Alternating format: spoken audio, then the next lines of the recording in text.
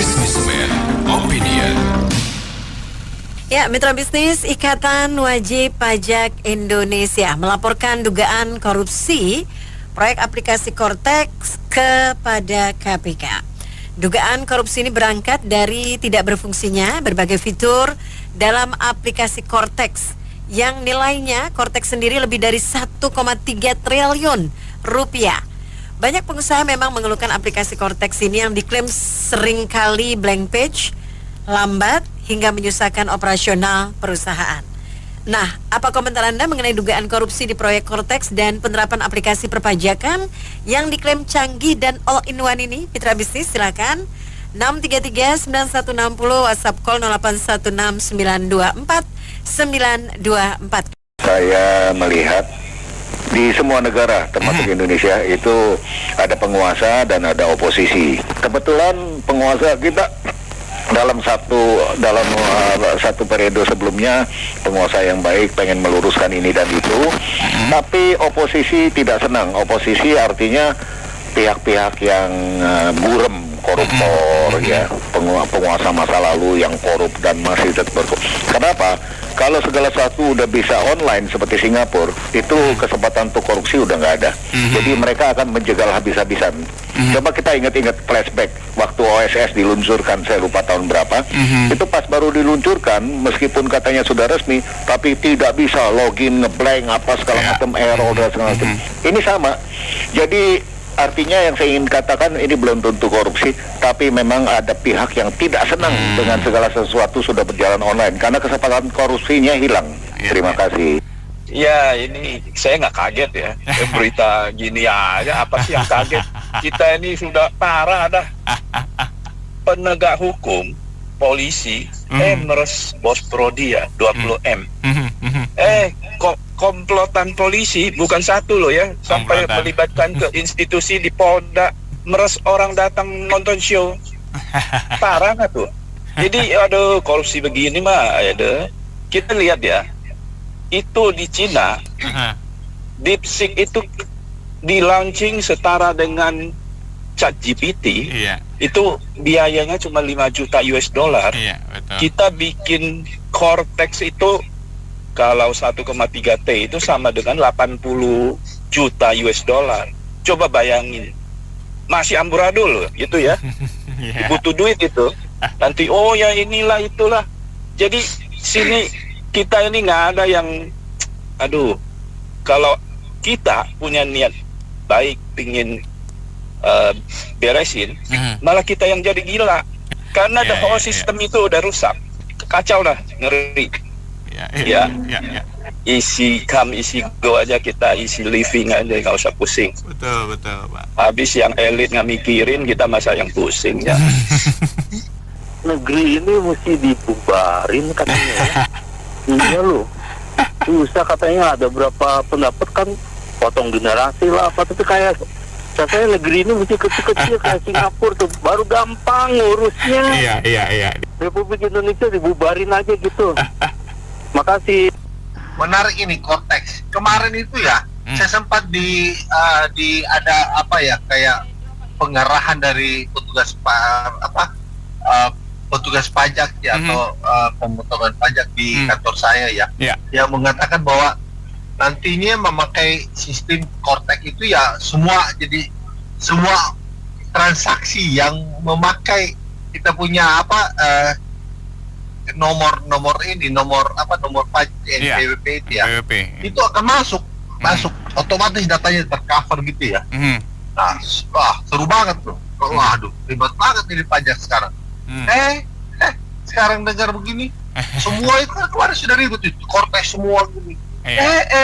Ternyata barang belum berfungsi optimal. Lah pertanyaannya, pemerintah kok aneh banget sih meributkan hal-hal yang ternyata tidak berfungsi dengan optimal. Ini belum loh ya. Ini belum masa puncak puncak pelaporan pelaporan pajak. Kalau sudah masuk Februari Maret, wah bagaimana nggak hang ini alat kalau sejak awal itu nggak ngaco gini.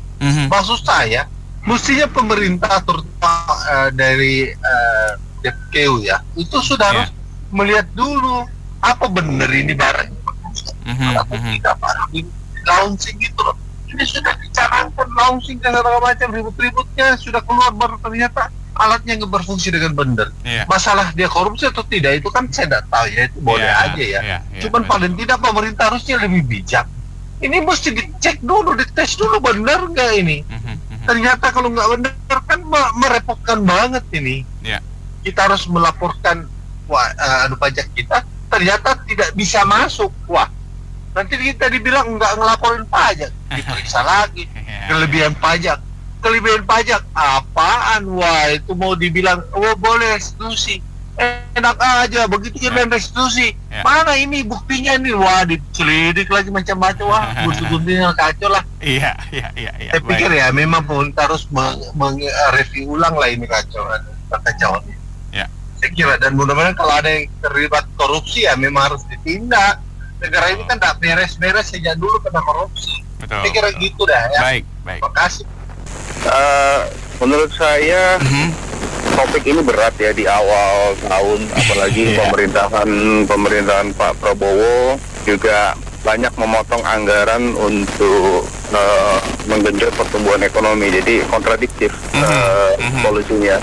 Nah, yang lagi rame juga adalah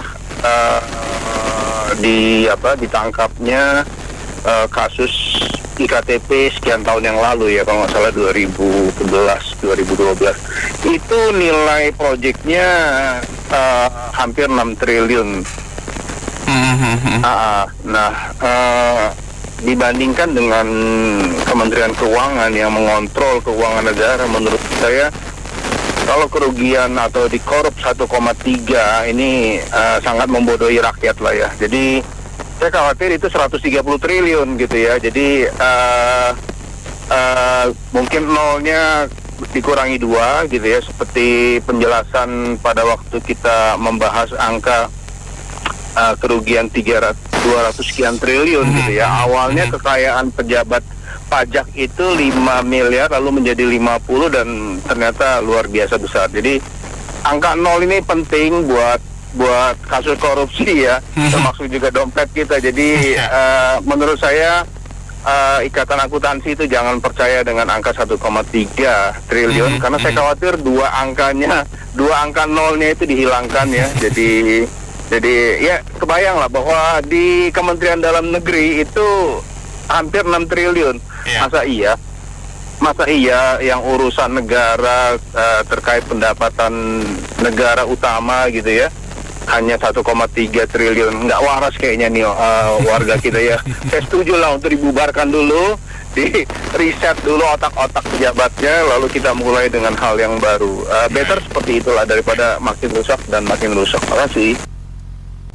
Ya, jadi yang namanya aplikasi baru, kemudian juga baru baru diluncurkan, maklum lah ya, banyak orang yang mungkin dalam masalah menginput itu masih ada yang salah-salah. Ya, jadi sebaiknya kalau memang ada hambatan, kendala, datanglah ke kantor pajak untuk minta bantuan dari petugas. Ya, jadi jangan main tuduh korupsi lah, inilah itulah. Ya, orang menuduh korupsi itu kalau ada bukti. Tapi kalau Anda tidak bisa mengoperasikan kemudian menuduh korupsi, kok kayaknya cetek banget ya ini pemikirannya ya. Jadi kalau memang ada masalah, selesaikan baik-baik ya, tanya pada ahlinya.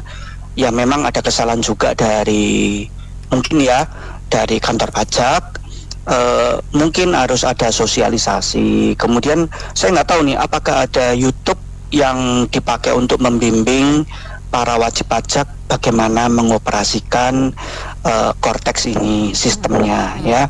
Jadi itu semua kan biasanya dilakukan oleh orang-orang accounting ya, bagian pajak, bagaimana untuk pelaporannya. Dan itu kan biasanya beberapa bulan sebelum diterapkan sudah disosialisasikan, banyak yang mempelajarinya. Nah, kalau menurut saya juga tidak 100% para pengguna wajib pajak itu mengalami kesulitan. Tidak bisa 100%, enggak juga. Banyak ya, karena memang sistem yang baru ya, canggih katanya ya. Jadi sebaiknya ya udah ke kantor pajak lah ya. Bagaimana ini caranya? Kantor pajak pun juga harus proaktif ya untuk membina, membimbing masyarakat bagaimana melaporkan pajak. Saya rasa itu aja. Saya cuma mau bercandain aja nih. Iya. Jadi itu canggihan mana sama koruptornya? Bener gitu aja lah. Temanya kayaknya bau-bau korupsi, saya merasa alergi ini karena habis-habisnya Pak. Aduh, minum insidal kalau gitu. Itu minum obat hanya menghilangkan kata. Yoi. Nggak ada artinya, nggak bisa sembuh. Cari sumbernya itu dibatiin baru bisa sembuh. Nah, setuju itu Pak. Oke, terima kasih Bang Ben.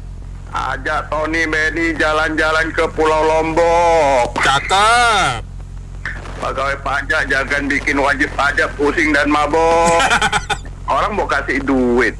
Pegawai pajak kan bukan instansi apa, dia kan sebagai ya petugas untuk pemerintah ya, saya nilai ya, benar nggak? Ya yang simpel, yang singkat, yang gampang, jelas supaya orang tuh nggak malas bayar pajak, tau nggak? Ya kalau macam-macam konspirasi pengusaha ya udah nggak usah bayar, nggak ada ini, benar nggak? Cuma investor kan malas kalau kita beli muter-muter, betul. Udahlah Indonesia pindah ke negara lain. Nah, itulah. Ya memang penyakit kita punya instansi pemerintah lah begitu kan.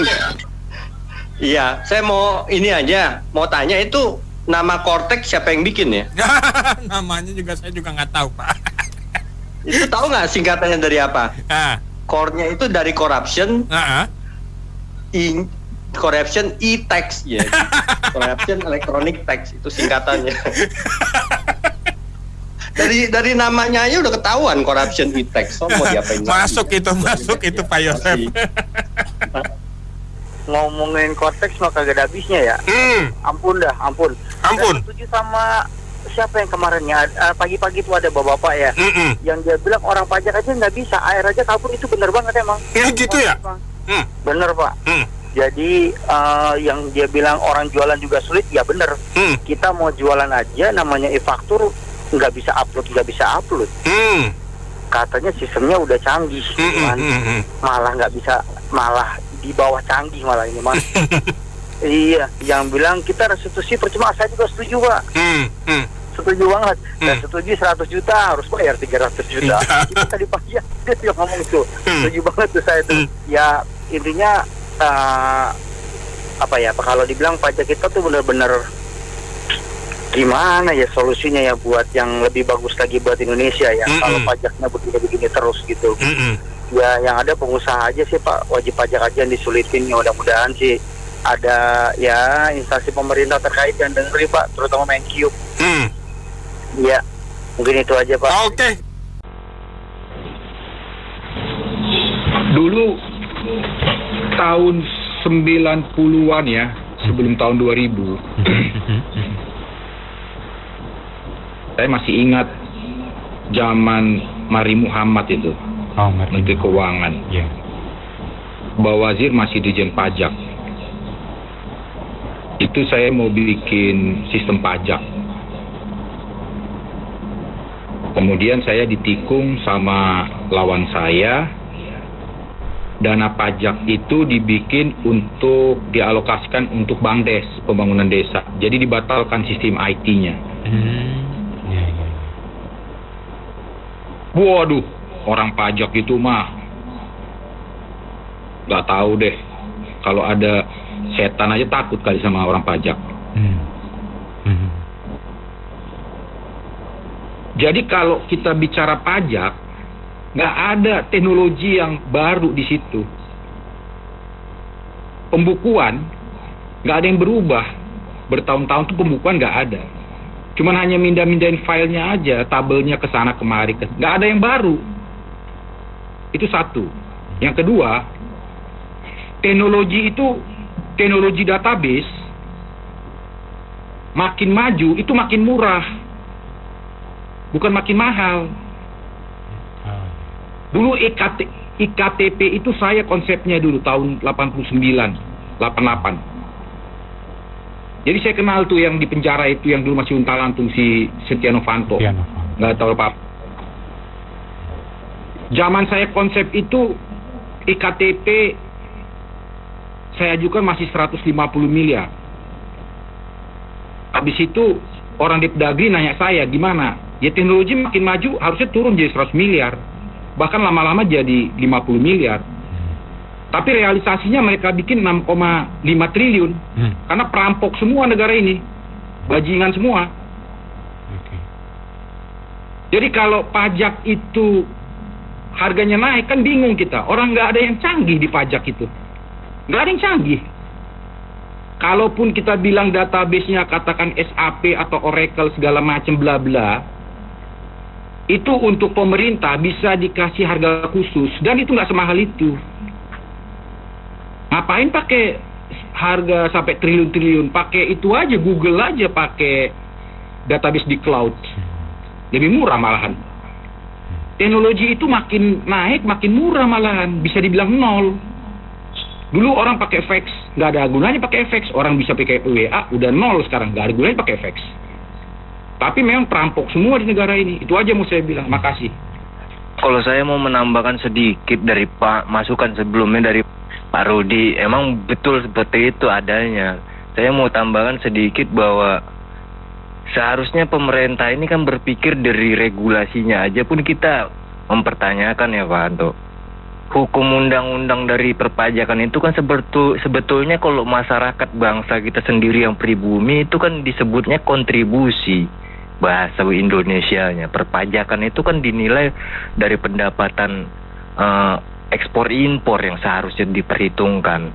Tapi kalau masalah NPWP dan lain sebagainya, pendapatan dari masyarakat kecil, menengah maupun atas, dia mendarikan putaran uang itu dari perut bumi ini atau tanah air Indonesia ini, seharusnya perpajakan itu bisa ditinjau kembali. Jadi persoalannya kita juga main aplikasi kalau seumpamanya dasar pondasinya saja sudah berantakan, pengaturan statement atau legitimasinya itu yang menjadi perhatian kita semua seharusnya. Ya makanya kita mempertanyakan, Indonesia ini kaya raya tapi kok bangsanya miskin melarat dan kurang gizi, ya kan Pak Anto?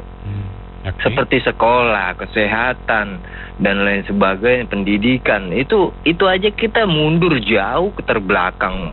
Jadi masalah ini dipertanyakan di muka umum, apa kontribusi pajak itu sendiri untuk masyarakat pribumi Indonesia. Sementara yang pengusaha yang tadinya punya toko satu, besar begitu banyak sekali perusahaan dan asetnya, mereka dituntut kontribusi membalas budi jasa dari konsumen pun sulit. Artinya letak di negara ini yang dititipkan rakyat ini mana yang seharusnya kita pertanyakan. Itu aja.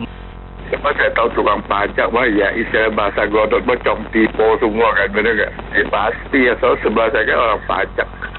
Pasti dia kan ada pensiun. Dia bilang, ya mana habisnya orang pajak yang jujur, dia bilang gitu.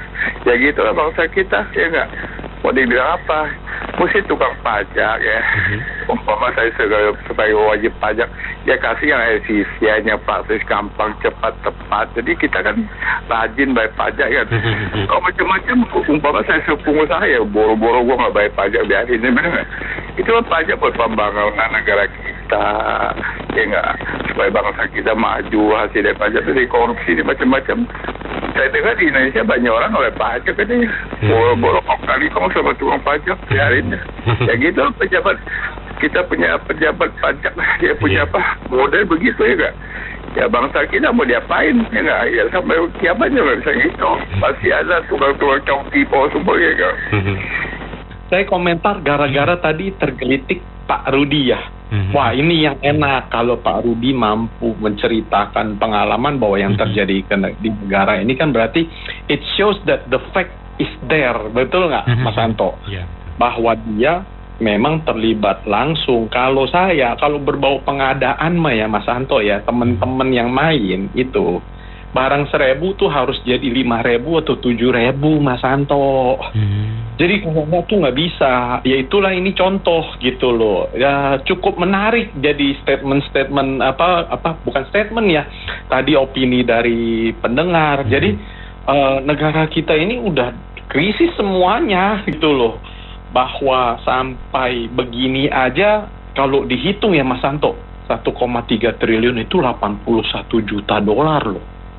And it's not a small money gitu loh. Kalau di-compare buat software itu nilainya tuh fantastis, luar biasa ya. Mungkin mereka memasukkan komponen kata canggih di dalam. Kalau dari saya ya, ketika kata canggih itu, ketika budget yang dikeluarkan itu bertriliun, it shows that you have a quality. Tetapi yang terjadi di lapangan loncat, WP semua tidak bisa bekerja dengan kecanggihannya dia. Error itu it shows canggih nggak? Kita juga nggak tahu ya, orang awam ya. Jadi itulah yang men-trigger. Pasti ada sesuatu. Yang saya baca malah ada 4 alat bukti yang mau diajukan ke KPK, bahwa mereka udah siap 4 alat bukti ini ya, tetapi ya kita nggak tahu karena ini permainan dia di atas kan, nilainya juga triliunan. Apakah bisa diungkap? Ya mudah-mudahan sih bisa. Itu aja, makasih ya.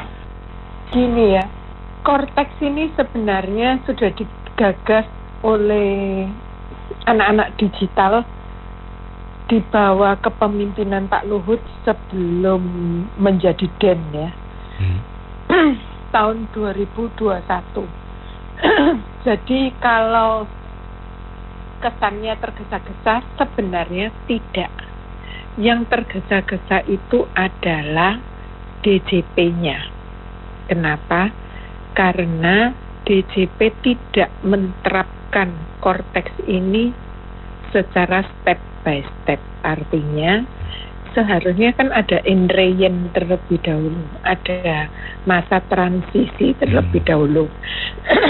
Bukan seperti yang baru ini kan Januari tanggal 1 tahun 2025 harus sudah semuanya Cortex semua bla bla bla kayak gitu kan.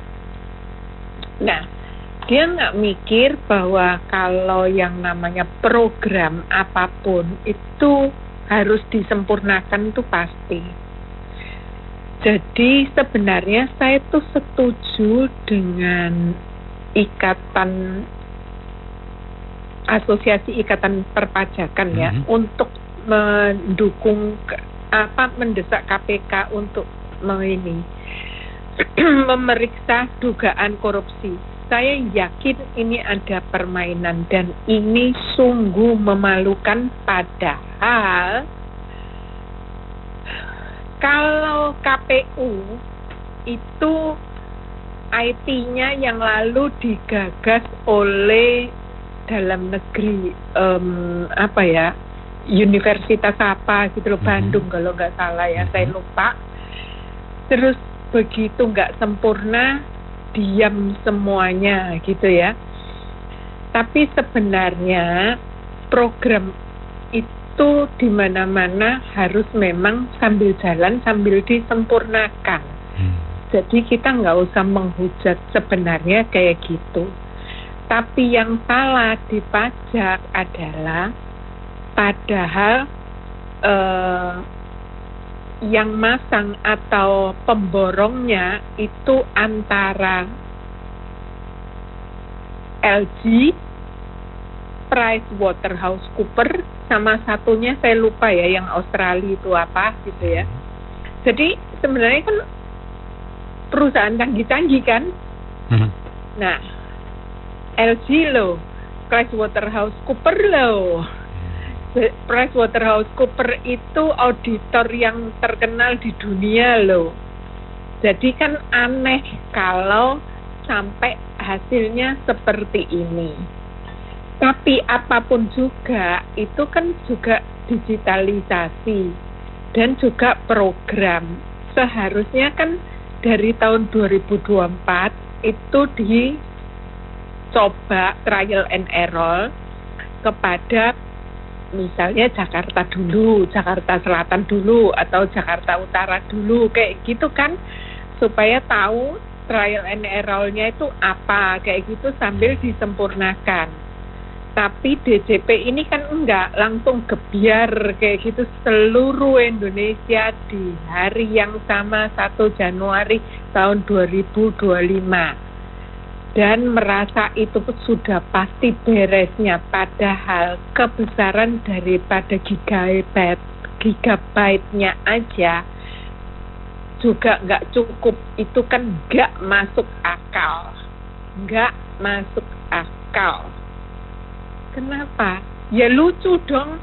Kalau saya, mungkin saya buat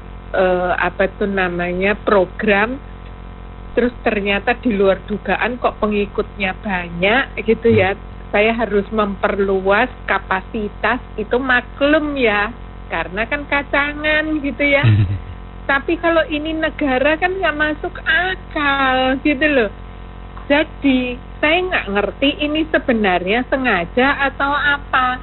Dan sampai sekarang memang benar-benar belum sempurna loh. Kenapa? Karena gini, ini berawal dari tahun 2021, Pak Luhut itu kesal karena ngomong sama World Bank bahwa cara untuk pemungutan pajak di Indonesia itu equal dengan di Ghana, di negara di Afrika. Jadi Pak itu kesal gitu ya, makanya bisa 2021 itu udah dibuatin digitalisasi dan selesainya kan nggak mungkin bisa selesai langsung kan. Lah makanya saya itu bingung kenapa penggunaannya itu langsung kayak seolah-olah udah pasti beresnya gitu loh. Jadi ini sebenarnya ada yang nggak masuk akal gitu, ada yang nggak masuk akal. Jadi menurut saya sebenarnya sih semoga KPK gitu ya hire anak-anak dari staf ahlinya Pak Luhut untuk maksudnya mengaudit itu DJP itu. Kalau enggak, sebenarnya pajak kita itu yang seharusnya bisa 6,5% dari PDB, jadinya sekarang ini kan nggak sampai 4 gitu loh. Jadi ya kayak gini lah. Di mana sih saya tanya, tahu nggak? Tolong beritahu saya di mana ada satu lini di Indonesia yang tidak ada korupsinya. Terima kasih. Ini kan kalau tadi ngomongin mengenai konteks itu kan beberapa hari lalu saya komentar mengenai ini selipan yang selipan. Nah ini salah satu selipan yang gampang kelihatan banget gitu. Buka aja selipan ini biar kelihatan menjadi anggaran yang benar gitu kan. Itu aja sih. Jadi ini masalah Kortex ini pun sebenarnya kan dugaan. Karena dugaan biaya untuk aplikasinya begitu besar, sementara hasil awal kan dianggap masih ada yang inilah, ada yang kesulitan ini. Sebenarnya ini penerapan sesuatu yang awal itu wajar-wajar aja terjadi seperti itu. Tetapi pemerintah itu sampai detik ini saya tetap mengatakan belum memperlihatkan satu langkah yang benar-benar serius dalam hal korupsi. Walaupun terakhir ini memang kita lihat ada penghematan biaya di pemerintahan, kemudian juga ada beberapa tindakan dari kepolisian dan jaksa, tetapi sinyalemen atau sesuatu hal yang oleh Prabowo harus tegas utarakan masalah korupsi ini saya lihat belum ada. Ini perlu oleh beliau katakan. Satu statement yang nggak usah panjang lebar, nggak usah Antartika, nggak usah 6 bulan. 6 bulan itu semua orang ngerti. Perlu waktu semua orang ngerti. Tapi kita itu ingin mendengar satu statement yang singkat padat mengenai korupsi. Supaya apa? Ini turunan kepada pejabat-pejabat pemerintah lainnya. Itu yang paling penting. Dan selanjutnya turunannya kepada pengusaha. Supaya pengusaha juga ngerti bahwa selanjutnya ini presiden jelas tegas. Kong kali kong akan pelan-pelan semakin surut. Nggak mungkin pekerjaan ini bukan membalikkan telapak tangan. Bukan. Tetapi perlu satu statement yang sangat nggak perlu panjang lebar, singkat, jelas. Semua orang ngerti bahwa ini serius untuk korupsi. Perlu sekali. Dan akibat dari krisis kepercayaan kita, sehingga timbullah selalu seperti yang konteks ini kan baru sinyalem, baru melihat ini biaya besar adalah kemudian apa sih ikatan apa sih IKPI atau apa tuh. Nah, ini kan sebenarnya nggak bagus juga, karena kenapa? Di dalam pemerintahan pun saya yakin ada yang sungguh-sungguh. Ada yang sungguh-sungguh untuk membersihkan korupsi. Akibatnya apa? Yang sungguh-sungguh itu akhirnya jadi tersinggung. Salah satunya mungkin si Opung. Mungkin Opung juga tersinggung. Gua belum kerja, pemerintah belum kerja, kok banyak komplain ini, kasih kerja dulu dong. Beliau tersinggung. Mungkin banyak yang niatnya baik, tetapi karena tidak adanya satu statement yang jelas singkat, sehingga masyarakat ngoceh. Akibat ngoceh itu, akibat yang tidak percaya itu, orang-orang tertentu di dalam pemerintah itu tersinggung. Jadi ini khawatir menjadi benang kusut, semakin kusut. Sementara tikus-tikus yang lainnya terus bergerilya menggunakan berbagai cara. Ini bahaya sekali negara kita, karena ke depan Indonesia itu perlu kepercayaan dari internasional. Hukum kita masih berantakan, parah sekali, turunannya korupsi dan lain-lain. Kalau pengusaha dikatakan salah, selalu menyuap. Pengusaha itu kalau bisa nggak keluar uang suap, ngapain kita keluar, ya nggak sih? Persoalannya kan mau nggak mau, lantas dia dikatakan pengusaha yang iming-iming. Yang nggak begitu, saya kira tetap harus mulai dari pemerintah, karena kita masyarakat, kita bayar pajak. Jadi saya kira itu ya sis, pesan yang sangat singkat dan tepat dari Pak Prabowo perlu sekali. Ini udah 100 hari ini. Setuju, ya. Ya, saya sih nggak gitu paham teknis ya, cuman kalau dari dulu kan pernah tuh yang lapor SPT tuh harusnya malam-malam kan ya, kalau minta kode apa, kayak kode verifikasi atau OTP otorisasi ya? OTP itu. Iya, OTP ya dari email itu kan biasa kan dulu ya, saya ingat malam-malam gitu loh baru bisa gitu loh, kalau siang-siang mah susah. Sekarang kan udah agak mendingan gitu ya, kemarin siang saya coba bisa gitu. Cuma kan maksud saya kan emang penduduk Indonesia itu saya nggak tahu perusahaannya berapa ribu, mungkin banyak gitu ya. Harusnya kan mereka udah ada pengalaman dari yang sebelum-sebelumnya, mereka bisa nyiapin servernya atau udah dites dulu ya. Jadi istilahnya kalau misalnya ada trouble pun mungkin nggak sampai. Ini kan udah mau sebulan ini. Mereka seminggu 2 minggu udah bisa gitu antisipasi gitu loh. Menurut saya kan ada pengalaman sebelumnya.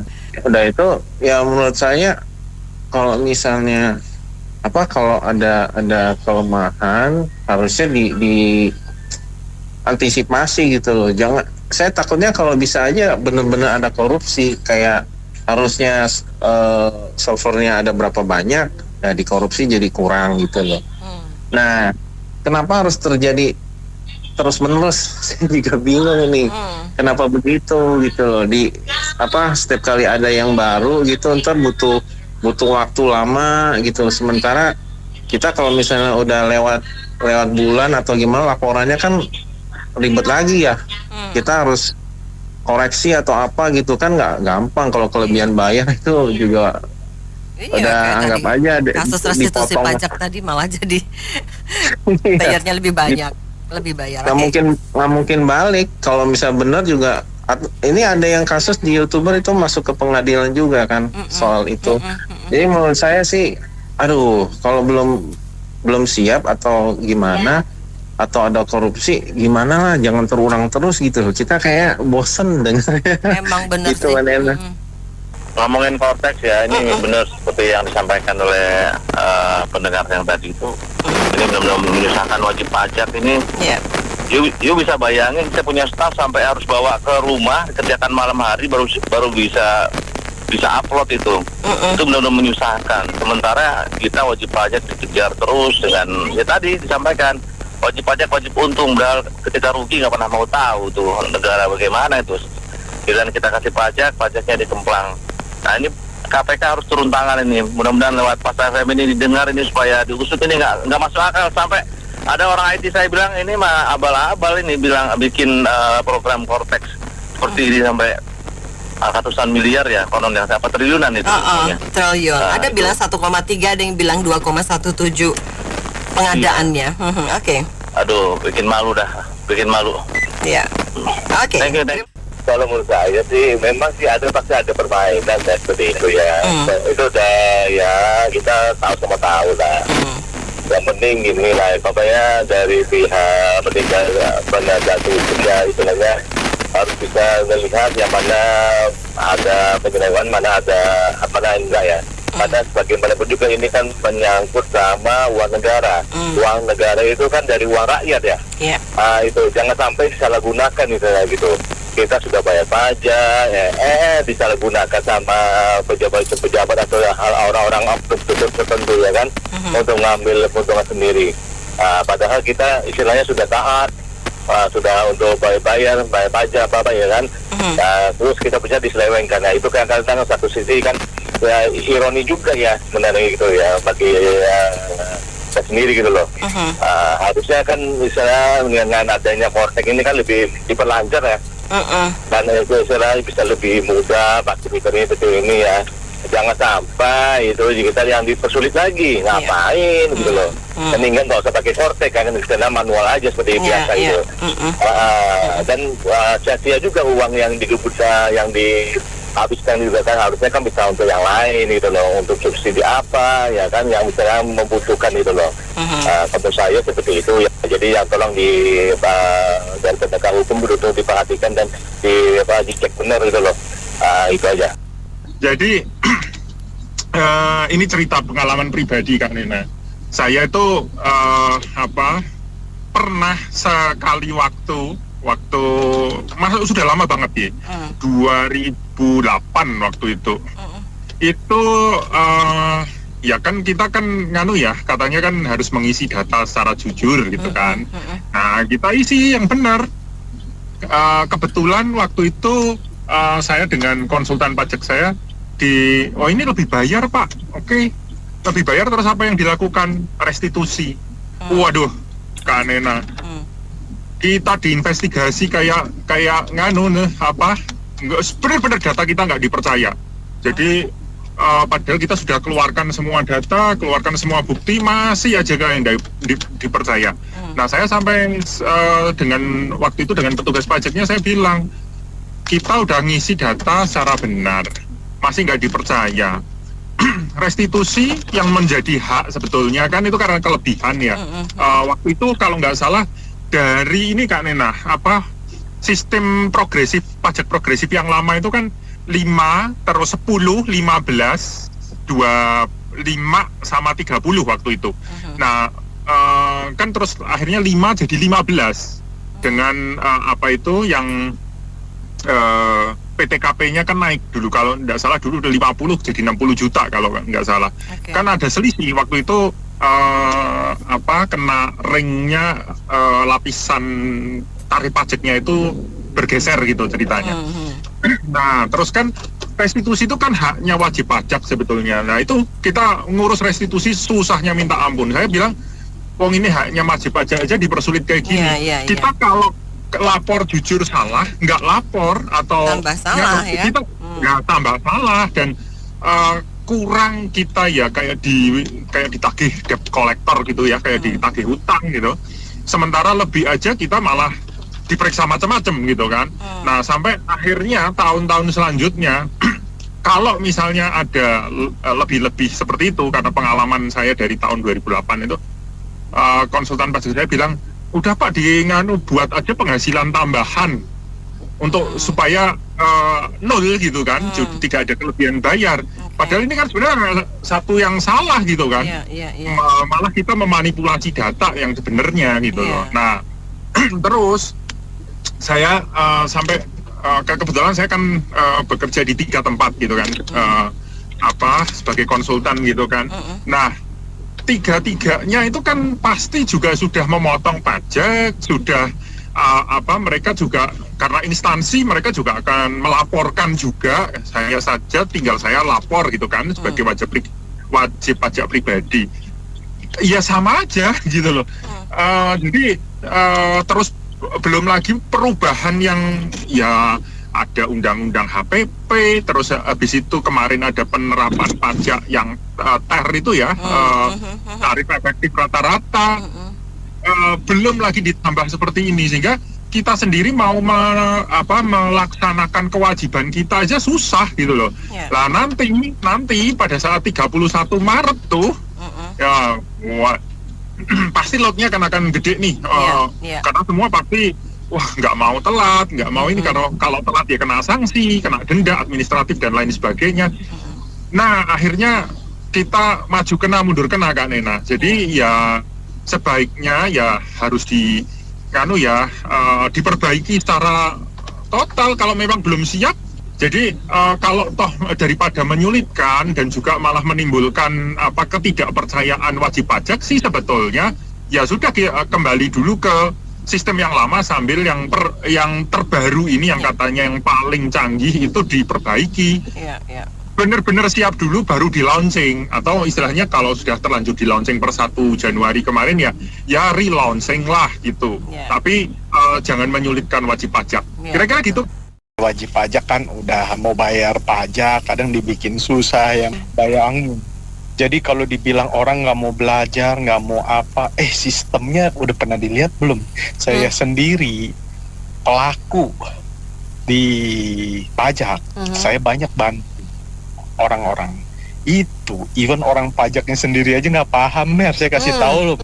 Ini program kan diburu-buru supaya jalan. Kalau nggak jalan di penjara, kan begitu judulnya, ya nggak? 1.000 miliar kan programnya, 1.200 miliar atau 1.300 miliar ya Mer ya. Ini kalau kita bilang sih nanti paling minta pagu tambahan karena modulnya nggak lancar. Beli barang Sogo, kualitas Sogo jongkok Mer. Kalau dibilang mah begitu. Jadi kalau ada yang bilang nggak ada pelatihan kurang, memang kurang. Karena apa? Orang pajaknya sendiri itu juga nggak paham. Gini, Mer, saya kasih contoh. Mereka rilis Cortex di YouTube.